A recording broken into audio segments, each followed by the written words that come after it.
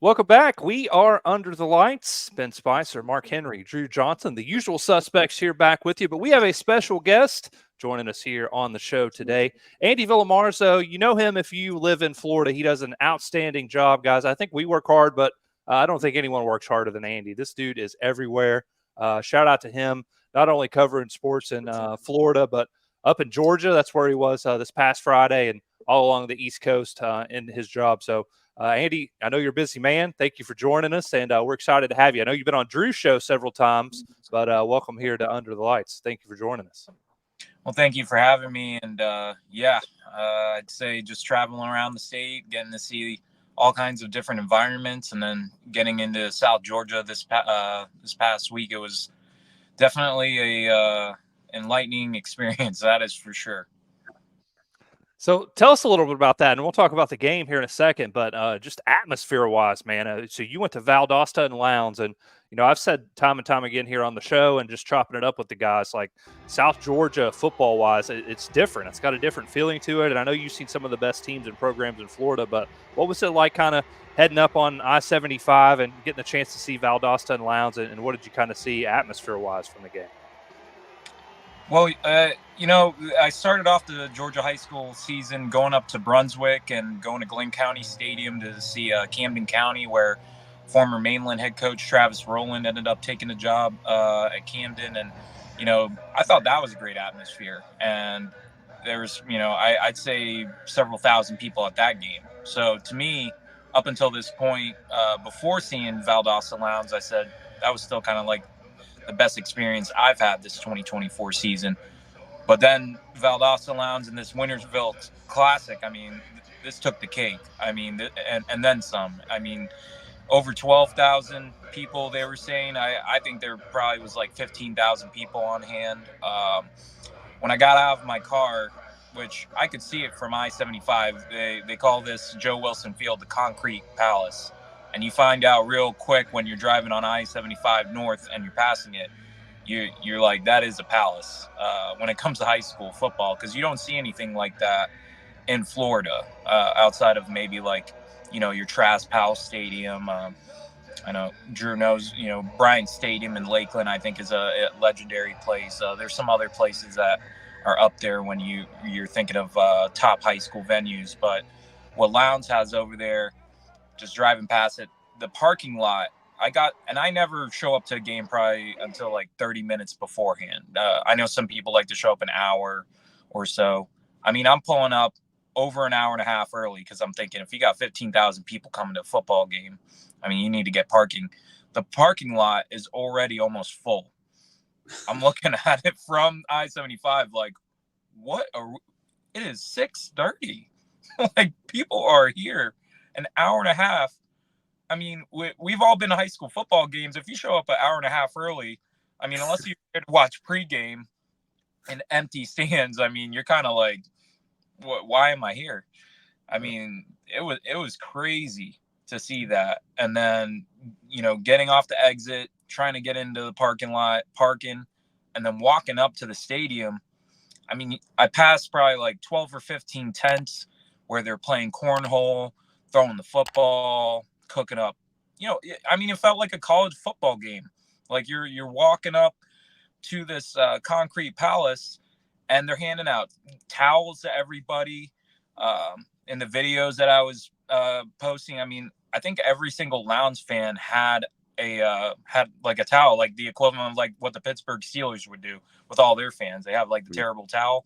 That's not what Lowndes would call it, but I mean, all of them had towels. It was a crazy experience. As far as the game itself, I mean, this is a historic rivalry. Valdosta, I believe they're the all-time winningest high school football program in the country. So obviously they have a lot of talent. I know they have the Robinson kid that's committed to Georgia. The Lowndes 2027 quarterback is solid also. I'm blanking on the names at the moment. But just kind of how did the game go? Who kind of stood out to you? And I think it was Lowndes who came out on top of that one, right? Yes, Lowndes winning 30-20, and I mean, Robinson. I did a takeaway story on this.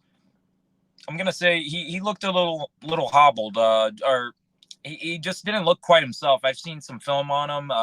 We had somebody that went out to the game when they played Jesuit in Tampa earlier this year. Just you could tell when he was running, scrambling, like that he was kind of being a bit cautious. So that to me kind of took away an ability of his to really like impact the game. He was forced to throw a bit more. Lowndes, I mean, I don't think they make any bones about it. They're a running football team. They got a quarterback, Jace Johnson, who I thought he was doing a good job managing the offense, but it was the two running backs, Aleem Brown and the game's MVP, Marvis Parrish. He's a Navy commit. I know he played some quarterback last year for them, but that was kind of the thing about their offense. It's like if you put Marvis in the backfield, he can kind of play that role to make you think as a defensive coordinator he could throw a pass. But, I mean, he didn't throw a pass. He just ran the ball. And I thought the backbreaker was the 84-yard touchdown run in the fourth quarter. Game was still 23-20 within reach for Valdosta. But once he scored that touchdown, I said, this one's over. They're going to come away with this Wintersville Classic. And the trophy they give is like about as tall as me. And I'm just like 5'7". But to me, that's a pretty big trophy to be like holding if you're a player. I mean, it is a massive trophy they hand out at the end of the game. So I know you made the trip up there, but Tampa, right? It's your primary stomping grounds, and Drew and Mark kind of have some questions about Tampa, and as the playoffs approach, who we can kind of expect to see shining down there, and maybe some playmakers. So Drew, I'll give you the floor. Yeah, my guy Andy, right? This guy's all over the place, so I appreciate you for hopping on with us this morning, man. But let's bring it back down to Florida, right? Sunshine State. We kind of wrapped up week 11 here around the state, so Ben just mentioned it, man. We got some of these teams standing out this year. Of course, Armwood still undefeated. They look solid. But you still got teams like CCC, Tampa Bay Tech's trying to, will their way through to the playoffs. So let's just mention some of these teams who you got your eyes on out there in that Tampa, Pasco area. If you want to mention some Pasco teams as well, go ahead and throw them up for us, Andy. Oh, man, Drew, I could probably come up with like a list a mile long of teams I think we need to be watching for. But I'd say, yeah, you said it right from the outset. Armwood 9-0 heading into the final week. They still got a district game against Sickles, which I think they just lost a game like 82-0. So watch out. Armwood, I think, has a chance to really run the table and be able to get to the 6A state championship. We'll kind of see how they're how they do.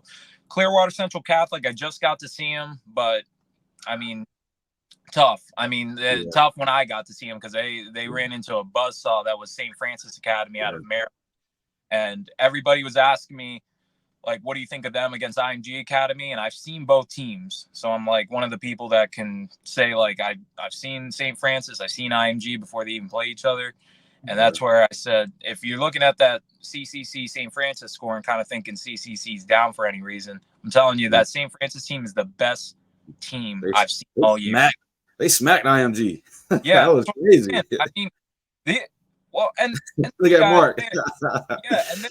and this St. Francis team, they will talk trash to anyone. They don't care. I mean, they were standing behind CCC at their homecoming, kind of in the background. Yeah, they were clowning. I mean, they are an entertaining group to watch. I was watching them like, man, these guys do not care. Like they are, and they're star-studded. I mean, they got the top 2026 edge rusher in Zion Ely. I know Oregon's hard after them. They have a bunch of other kids. So that's why I looked at CCC and said against like Florida talent, like the high level teams like Venice, like they were right there with Venice. So I think CCC's got a chance, especially with the First Academy and that whole, mess that's going on in Orlando. They just forfeited all their games by the FHSA's. Oh goodness, I was going to ask you about TFA. Yeah, I'm not sure. If you guys don't know, hold on, my panel for my host. There's a team called the First Academy, right? I had a kid on my show, Solomon Georges. Well, they just had to forfeit. If you're in Florida, they had a little recruitment violation thing going on with FHSA. But they laid the hammer down on them guys. They got to forfeit 8 of their games. I believe Andy can correct me. I don't think they were able to go to a district championship this year. They had to forfeit the district championship. and they can't go to the playoffs for 2 years. So if you don't know, the First Academy is a smaller school in Orlando.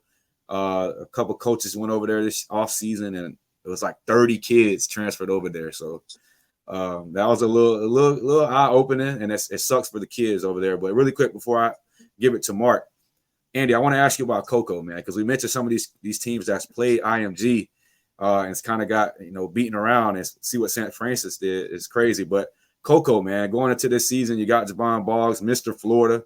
You got Brady Hart, Michigan quarterback, 2026, probably the best quarterback in the States, pushing for the country. But, man, they've lost a couple games this year. But what do you feel about them? How do you feel that coaching staff can come together? Hell of a coaching staff, right? And how do you feel Cocoa can go into the playoffs? How do you feel like they can turn things around? If there was anything on – I mean, there isn't betting, but if there was over-under odds or just like kind of how would one, kind of bet on that? I think Coco's going to be completely fine. I mean, the two teams they lost, the two teams I saw them lose to, IMG, Venice, I feel like, when you look at their classification, I don't think there's any reason to not believe that Cocoa can't make another run just because of the guys you aforementioned. Obviously, Javian Hilson. They have plenty of talent to be able to win another state championship. I think it's just going to be kind of managing once they get to that point, making sure they don't turn over the football. I know in the couple games I saw, IMG won, especially turnover is a big problem. Venice, it was actually the defense where, they gave up a boatload of points, but, they're not going to play Venice in a state championship. I mean, they're going to run into teams like Bradford, House on there. I mean, these are teams I feel like they can beat. They're not teams I would expect them to lose to. So that's why I think breathe easily. If you're a Cocoa fan, you get through the playoffs. You should have that opportunity to play for another state championship. Berkeley Prep's not. I know before the season ever started, we were looking at it like, man, could we see Berkeley Prep and Cocoa go at it? I mean, don't got to worry about Berkeley Prep. I don't think they've lost like 4 or 5 games this year. Probably, to me, one of the most surprising teams when you're talking about what they did last year and win a state title this year. You're like, what in the world? I think they lost to Calvary Christian. I mean, not to say like Calvary's bad or anything. I'm just, if we said Calvary was going to beat Berkeley before the season, I think you would have been like, hell no, right? State champion, man. Yeah, exactly. So that's why I think Cocoa will be just fine. Gotcha. Take it away, Mark. Go ahead, brother. Andy, man, we appreciate you joining us here on the Under the Lights podcast. But, you mentioned the St. Francis victory over IMG. I have to poke Texas in there. You got to say something there. I know y'all saw, that's why I was laughing. Duncanville is Duncanville for a reason. 28-24 over St. Francis. You talk about that team that's one of the perennial powers in the country. They come down to Texas and they play a valiant game, but I think that says where Duncanville is nationally for them upsetting or, beating IMG handedly. That says that the power at Duncanville is legit. So I had to throw that in there before I get to you, Andy. But absolutely. The state of Florida has always been known for, some of the most top talent in the country, and the Tampa area has been a hub. Give me 2 guys on your radar. Let's go with the 2026 class, some juniors that we need to know about in the Tampa area.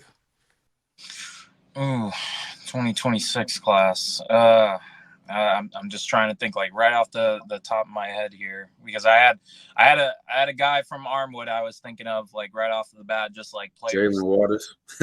Yeah, Jalen Waters is definitely somebody I'd say keep an eye on through these playoffs. Just kind of the way he's impacted, this season for the Hawks, especially on the defensive side. Like he's been an absolute force. So he's somebody that I mean, Armwood has so many kids. Like, I mean, Waters, Gerard Pringle, the running back, Miami commit. He's somebody that I feel like if he's there, he's in the backfield. He showed it right before the season ever started against Miami Norland. Why?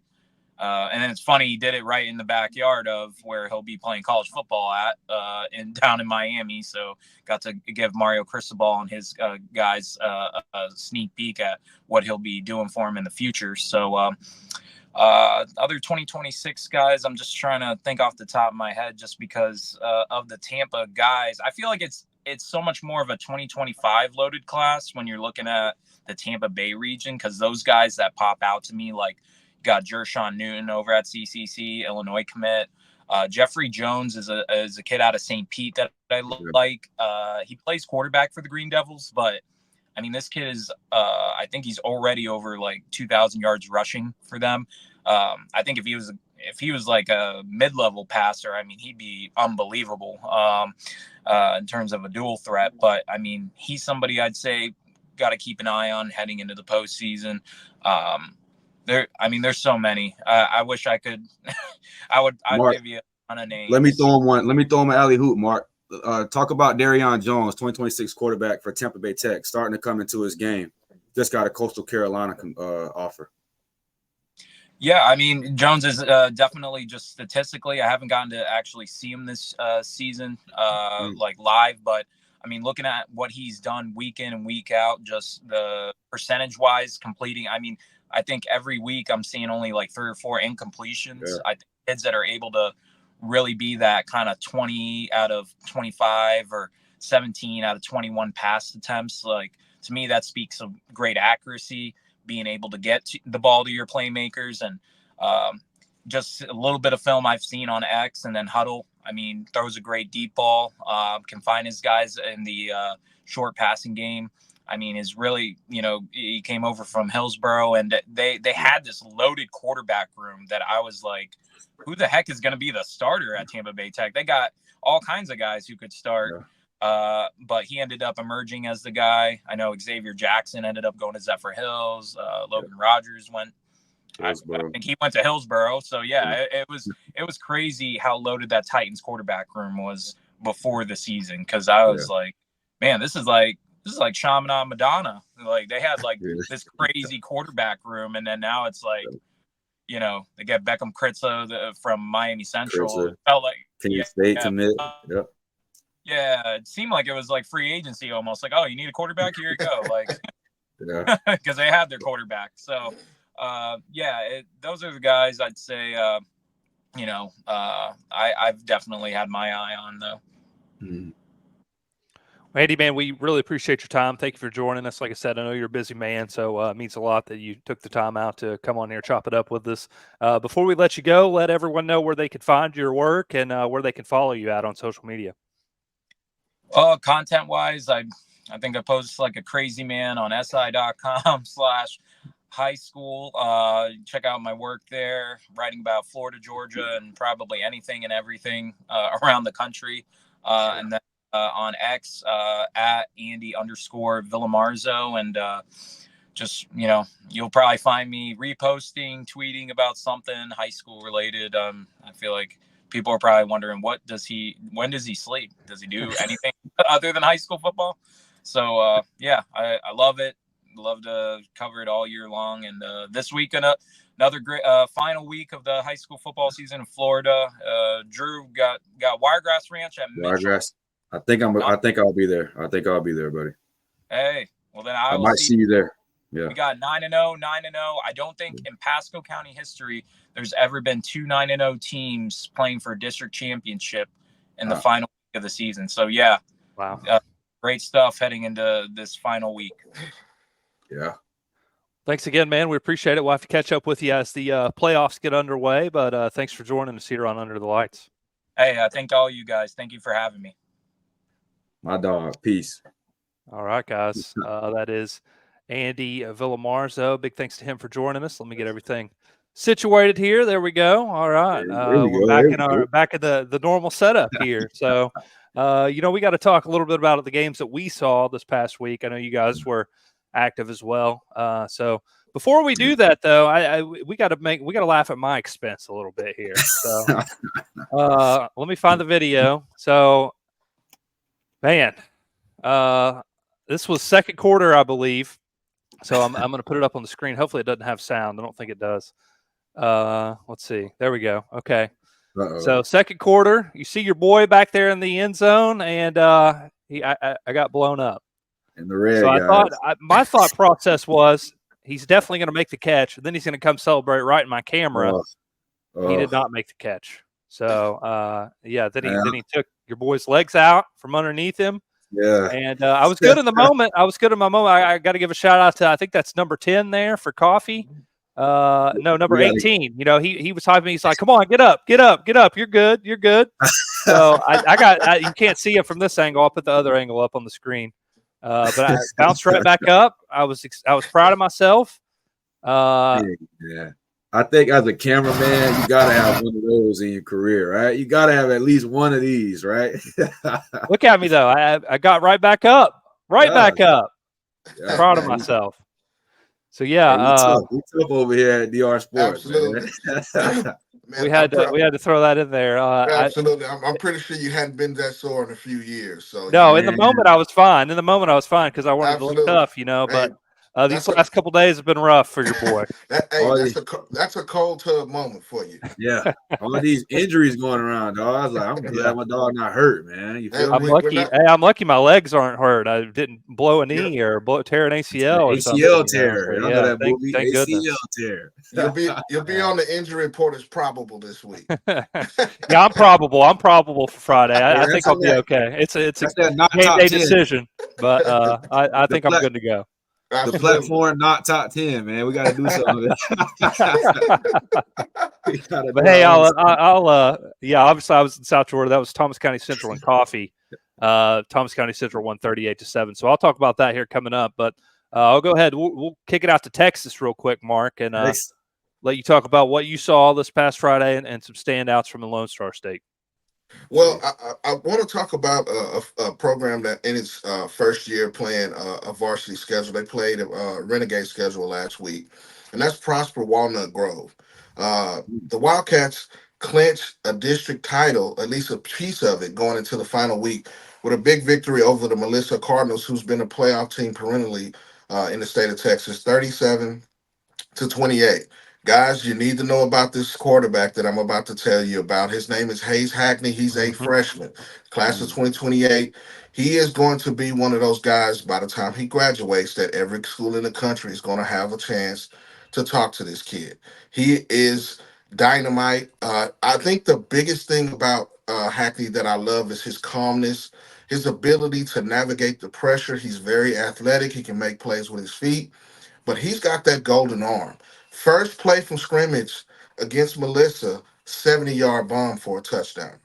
They go on to get the victory 37-28. Hackney's on a roll. He is going to be a top prospect from the quarterback position coming out of the state of Texas in the class of 2028. He's still going to grow into his frame, but the mechanics, the footwork, the headiness, the football IQ is already in place, and he's going to be the catalyst to take this team into the playoffs. Also, another guy that I really, really am impressed about is 2026. Now, this name's going to sound familiar, guys, but it's not that guy. 2026 running back Cameron Newton. He wears number 1. He's a guy that can get it done out of the backfield in the passing game, the screen game. They use him a lot. But between the tackles, he's very quick, short area quickness, the burst is there. Cameron Newton is really one of those guys that sets the tone for that Walnut Grove team coming out of the backfield, gets the majority of the carries. He can tote the load. He can make big plays out in space. Really like what he does. And then Luke Watkins, the senior wide receiver, is starting to pick up some steam in the recruiting area. He's got SFA recently and Incarnate Word, 6'4", 190 pounds. He's a guy. Shout out to my guy, Coach Margin Hooks, who works with him on as well. But I think Luke Watkins is that guy that comes in the huddle and settles everybody down. And this team is 8-1 on the season, heading into the last week of the season. And they're going to be a team to watch in the 5A Division II playoffs.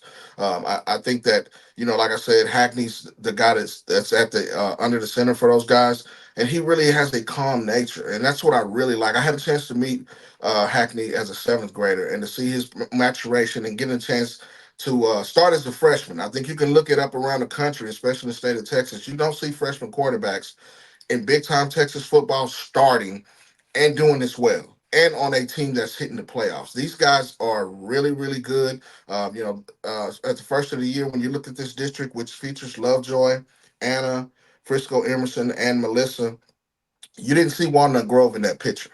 For those guys to be where they are right now is saying something about that coaching staff having to trust it to put it in a freshman quarterback's hands. Under the lights, he doesn't get rattled, and that's why I wanted to talk about Walnut Grove today. These guys really, really have something special. They have a 2027 class and 2028 class that you'll know about in the future that has some national recruits that should develop out of that. But Hackney's going to be the key. You're going to know about this guy. If you don't know about him, you will be. And he's the guy in the state of Texas in that class that's going to lead that class most likely. Drew, let's go to you in Florida now. What did you see Friday, and who are some guys you want to shout out? Yes, sir. As I mentioned earlier, a lot of teams around the state of Florida pretty much wrapped up the regular season here. But yeah, I caught one of, this is one of the top 5 games in week 11, not just to watch in the Central Florida area, but the entire state. And that's Lake Mary versus Bishop Moore. 2 of the top teams in that area going at it. So this was a much watch, but Lake Mary ended up pulling it off 34-16. But if you watch that game, the numbers look a little crazy, but it was competitive throughout the first half. So let's talk about it, man. I got a shout out to my guy, Bjorn Jurgensen, right? This kid was on my show, 2025 Virginia quarterback commit. He started Bishop Moore off the right way, right? He was running the ball, looking well, uses his arm talent. And in the rushing attack starts with 2026 running back Amari Johnson, another kid I'll have on the show here. But his pops is Boogie Johnson, man. If y'all OK State fans, you know what I mean? West Virginia high school legend. His son and the family moved down to Florida. They're at Bishop Moore High School. He's been leading that rushing attack. But he got off early in the first half. He scored the first touchdown. And Bishop Moore pulled away 14-3, I believe. It was 14-0 or 14-3 in the first half. But, man, the offense and that Lake Mary offense started rolling. And it starts with 2026 Notre Dame quarterback Noah Grubbs. My bad, y'all. I'm blanking a little bit. But Noah Grubbs, of course. If you don't know that name, I don't know if you know about high school football right now. But crew woke up, man. I tell you guys, this kid, he just makes the game look easy, man. The way he just delivers downfield strikes. It's calm and composed composure, man. Just the ball just shoots off his hands. If you watch his film, you definitely see he's one of the top quarterbacks, not just in the state, but in the country. But really quick, man, we know about Noah Grubbs. We talked about Lake Mary before. But this kid deserves a spotlight, right? This is the real engine of Lake Mary. And if you watch the team, you know this. If you're in Florida, it's 2025 running back Isaiah Thomas. If we can somehow clip this kid up, give him the spotlight, he deserves it. Because like I said, he's the bell cow for Lake Mary. Not sure how a guy like this doesn't get offered by the mid-level colleges. We talk about it in the state of Texas, how the Sam Houston and North Texas, they're starting to come along. They got guys out there. But you USFs, you FAUs, you FIUs, you guys got to have somebody in office looking at kids like this, right? This is a program changer, a hidden gem type kid that's getting a lot of love from outside schools, but the Florida schools has to come down on this kid. I mean, damn, guys, the kid's 5'10", 175 pounds, but he runs like a 200-pounder, runs the ball harder than anybody I've seen so far in the state this season, and he finished the game with over 130 rushing yards and 1 touchdown. And if you guys know the game, and if you do know the game for the people that's watching them, to be a running back, you got to be able to run hard between the tackles. You got to be able to catch out the backfield, and you got to be able to block for the quarterback, right? This kid has the full package that you're looking for, and he doesn't turn the ball over a lot, right? Doesn't fumble the ball around. So, but yeah, man, good game in the first half. Like I said, Lake Mary's offensive line really started to settle in. They deserve the spotlight as well. I know Noah Grubbs put out a tweet trying to give spotlight to his offensive line, man. That's where it starts in the trenches and the prep level. So, and the defense, Lake Mary defense woke up as well. They're an underrated bunch. But they pretty much sealed the game off, man. They locked up Bjorn Jurgensen in that rushing attack, and it was pretty tough for them to move the ball. Noah Grubbs finished with 240 passing yards with a passing touchdown as well. But Lake Mary's pretty solid, man. They moved to 8-2 on the year, and Bishop Moore drops to 8-2. But I'm pretty sure Bishop Moore has a clear way to the Division 3A playoffs, man. They'll be a solid team here in this postseason. And, of course, Lake Mary's rolling, man. That's a full team. That coaching staff, hope you're watching this as well. I got to watch them versus Lakeland. They had the dreadnoughts on the ropes, and it starts with that coaching staff, man. They draw up some hell of a plays, and they have their kids hyped up. So, shouts out to Lake Mary. They pulled it off against Bishop Moore this week. Hell of a game, guys. All right, I love it. Let's head back up to South Georgia. We heard from Andy and his recap of Valdosta and Lowndes. Like I said, I was up back at Thomas County Central. It's been a little while since I've been there in Thomasville, but shout out to Thomas County Central, man. First off, Great atmosphere. It always is a great atmosphere. I knew it was going to be because this was a battle of defending state champions. And again, it was kind of like Andy, man. It was a 7:30 kickoff. I knew I had to get up there early because I knew it was going to be a packed house there, and it was. It did not disappoint. But again, like I pulled up at 6:30. I usually park across the street at the church, and that lot was full. I got one of the last spots. So shout out to the coffee fans. It's about a 2-hour drive for them. They showed out. They packed the stands. And Thomas County Central, man, the band. I got to give a shout out to the band. We don't give enough respect to the marching bands, guys. And I might just be saying this because I had some little cousins just win the state championship back home in Kentucky. So, but marching band was awesome for Thomas County Central. They have these little things. I don't know. Hopefully some Jackets fans can set us straight because I don't know what the instrument is called. But the fans have this little thing that they play, and when they all play it collectively, it sounds like the buzzing of like a yellow jacket, like you're in the hive or something. So very distracting if you're the opposing team. I'm sure that's very annoying for them, but I think it's cool. I think it's cool. So I wanted to give them a shout out. Great atmosphere, one of the best in South Georgia for sure. Let's go into some standouts from that game. Again, the Jackets won 38-7. They finished the regular season 9-1, 4-1 in the region.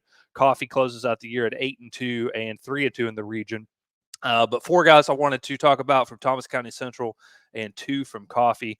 We'll start with Thomas County Central. I've got 3 defenders on this list, guys. That defense was stout on Friday night. They rebounded. They had a 41-31 win over Houston County. It's spelled Houston. I think that's how you say that. I'm sure someone will yell at me if I'm wrong.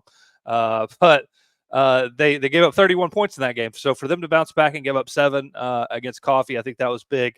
Again, we talked about Coffee a couple weeks ago when they played Lee County. I think they have a kid who maybe plays receiver or a safety playing quarterback. So they're 80-20 running the ball. So Thomas County Central knew what was coming. But that doesn't mean it's easy to stop, right? And they've got a great running back at Tyrese Woodgett in the backfield for Coffee that we're going to talk about. They got a huge offensive line. So, I mean, you can know it's coming, but it still doesn't mean it's easy to stop. And Thomas County Central was able to stop the run. They had several big 4th down stops. They also stopped a fake punt. And some of these guys that we're going to mention played a role in that. We'll start at defensive tackle spot, guys. How many defensive tackles have we talked about this year? 2026 defensive lineman, defensive tackle, Tristan Fernoy, man, he wreaked havoc throughout the game. I don't know. I'm not so sure he didn't record 2 tackles that should have been a safety. It was awful close. I had the angle there in the back of that end zone. But other than that, he just caused chaos for the majority of the game. If he wasn't the one making the stops, he was doing things to be disruptive or, open up those lanes for teammates, right? I like his game. I think he's going to be a key piece for Thomas County Central in the playoffs and next season as he continues to grow. He's a kid that I think we're going to see some offers start to roll in. I don't think he has one as of yet, but they're coming, if not now, in the playoffs as he continues to put these performances together. The camp season for sure as he continues to get stronger and better as a player. We got the chance to catch up with him and another player that I'm going to talk about here coming up. We got an interview with them that you can check out on the channel. But he said in that interview, man, he really watches a lot of film. And I think that's what you kind of see translate most on Friday nights for him at this point. Let's go to the 2027 class real quick and the offensive side of the ball. And let's mention Jabari Watkins. Now, Watkins, the Bluegrass State and back home in Kentucky, they've been hard in on this kid. Kentucky's offered, Eastern Kentucky, and Charlotte as well in North Carolina. But he's a receiver, but found out that he could also play a little quarterback, and we'll mention that here coming up. But primarily a receiver for Thomas County Central. Had a 3-play sequence in the game early on, led to the Jackets' first score, where he caught a pass for a first down at the sideline, then caught a deep pass on one-on-one coverage on a nice ball from quarterback Jalen Johnson. Then the next play threw a touchdown when he caught a swing pass on a double pass, then threw it up into the end zone to tight end Gary Pringle. So this kid is a name to know. He's going to really take off over these next 2 years. Again, I think he's a vital piece for the Jackets this year too, not only because of his ability to stretch the field, but also that versatility. Back to the defensive side of the ball, we got 2 more 2026 kids to talk about. Next up, we've got defensive back Donnell Jester. Now, he just recently picked up his first offer from Georgia State last week. Showed he's deserving of more, I think, after his efforts on Friday night. He impressed me, man. Tenacious defender. When he reads a play, he's coming in with reckless abandon with his hair on fire. he's going to make a stop, and there's nothing you can do to stop him. I mean, it's just as simple as that. Some defensive backs don't like sticking their nose in there and making the stops, but Jester's not shying away from that at all. He loves the contact. He brings all the smoke with him, and he also made some nice plays out in coverage too. So Jester, I think, is a name to know. I think, again, he's going to be a key piece for Thomas County Central as they make their playoff run. And last but not least, Omari Stevenson, man. This was a kid I usually kind of, as the game goes on, pick a kid that I want to interview. And early on, I knew it was Omari because he was everywhere. And, getting a chance to talk with him after the game, find out a little more about him before we started our interview. He actually has played 3 different positions so far in high school. He started as a safety, and then he switched to a different linebacker position, and now he's settled in to his linebacker role this year. And he's really embraced it, and he shined in that spot on Friday night. He was all over the field. Seemed like number 24 was involved in nearly every defensive play. I think he's really coming into his game, and that's going to be interesting to see because he was a menace. I think he's only scratching the surface of what his game could become. He's quick to the ball. He has great reaction. And when he gets you in his sight, you aren't going anywhere. So get to know Omari Stevenson. He's going to be a force. Let's talk about some kids from Coffee real quick before we wrap up. They had a linebacker that was impressive to me as well. 2025 class, several big defensive plays for the Trojans. It's Chris Reed. One series where he had 2 tackles for a loss in the red zone, forced Thomas County Central to kick a field goal, and they ended up missing. So, that's a stop for the defense, a win for the defense. Also forced a fumble, and he was just generally active and all over the place. So I think he's someone who can play at that next level. He has an offer to NAIA Reinhardt, and to me, he's a gem that someone at that level or maybe higher can come in and swoop up uncommitted. So 2025 linebacker Chris Reed. And then, again, I think we talked about him after the Lee County game. 2025 running back Tyrese Woodgett. He deserves some more love, man. I've been screaming it from the mountaintops.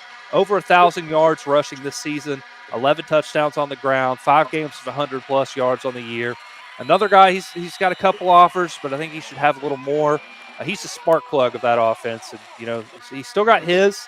And again, guys, Thomas County Central knew the run was coming. I mean, Coffee's an 80-20, 85-15 run the ball team.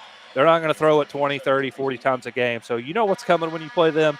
And he was still able to get his, had a big drive where he was the bell cow in the second half to kind of make things interesting and get things closer before Thomas County Central ultimately pulled away. Wasn't his typical huge game, maybe like what he did against Gadsden County. I think he had over 200 against them. But he still showed flashes of his potential. And, if Coffee's going to make a deep playoff run, he's going to be the centerpiece of that. So shout out to Tyrese. I think he's a kid who, we'll see some more offers start to roll in for him for sure. But that's all I've got from that game. Thomas County Central, actually, they returned 2 punts for touchdowns. Kendarius Reddick, of course, I don't know why anyone would ever kick to him. We saw him return a punt for a touchdown. I think he had a kickoff return for a touchdown earlier in the season in the same game. So it's on the film. Just why kick to him? So then later on, they take him out. They put in 2027 running back Kobe Carnage, and he returns a punt for a touchdown too. So if you're an opposing coach getting ready to play Thomas County Central, kick it out of bounds. Just don't even try it. Don't even kick the ball to Thomas County Central because it doesn't matter who's back there. They've got someone explosive enough to take it to the house. So I think both of these teams are going to make some noise in the playoffs. Kind of eager to see who they get matched up with. I think Thomas County Central already has their opponent. Not sure if Coffee does, but defending state champs trying to get back to Atlanta at the end of the season. And I think both of these teams are equipped to make some noise and make a run. So that's all I've got. Any closing thoughts from you guys before we sign off here? Mark, you got something? Yeah, I got one guy I want to talk about really, really quick. Drew and myself and you always look to spotlight guys to expose the unexposed. That's what the platform's here. 2025 running back from Arlington Lamar High School, Kelton Barney's been one of those guys that's been flying under the radar. We talk about recruiting departments not getting a chance to see some of these hidden gems. This guy has everything that you want in the next level back. 6 foot, 185 pounds. He's got the track times if you need it. He got up to 21 miles an hour the week before in a game where he rushed for 307 yards and 4 TDs. That was his third 200-yard game in a row. Kelton Barney is a guy that should be on college recruiting department's radar. He can do it. He's that bell cow. He's going to be a guy that's going to be a steal for a college program. Lamar jumped on him just last week and offered him as well. I think, when you come back around and you start to look for guys once the playoff starts that you need to have on your team, Kelton Barney is that guy. He's playing in a competitive 6A district that features Arlington Bowie, Arlington Coates, Haltom, South Grand Prairie, and Arlington Martin. So he's playing 6A ball. He's playing against the best competition, and he's been the bell cow for that particular team. Kelton Barney's a guy that you need to get on your recruiting radars. He could be a guy that's a sleeper that could come in and be an all-conference type of guy. Once he gets into a college program, his frame's going to fill out. He runs with great pad level. When he gets in the open field, it's lights out. You're not catching him from behind. He runs, very, very tough. He's physical, and then he can make the house call from anywhere on the field. Kelton Barney, 2025, Arlington Moore High School. Look him up. This is a guy that I know that can play on the next level. I love it, man. Drew, any final thoughts from you before we sign off here? 2 things you guys can look out for next season: marching band of the week, special teams player of the week. Okay. Drew, yeah, I love it. Thomas County Central, they might have won it 3 weeks now. They've been amazing every time I've went there. I've been noticing some good bands, bro, throughout the season. I'm like, nobody's spotlighting or highlighting these kids working their ass off, and it's keeping the kids motivated. They be turned up. So I'm like, marching band series. Wait on that, guys. Also, like five kids from the band at Thomas County Central checked on me to make sure I was okay. So shout out to them. Even better, right? Shout out to them for sure. All right. For Mark and Drew, I'm Ben. Thanks for tuning in to another episode of Under the Lights. We will be back next Sunday, of course. We've got to get our guy CJ and Nick back on from the platform, talk about some Alabama and Houston area high school football. So don't miss out on that. Stay tuned. And as always, make sure you hit that like and subscribe on the way out. Follow the platform on Twitter, the platform DR, and DR Sports as well. That's with a Z. On my shirt, man. I'm on my shirt, guys. We'll see you back next time, guys. Appreciate y'all joining us.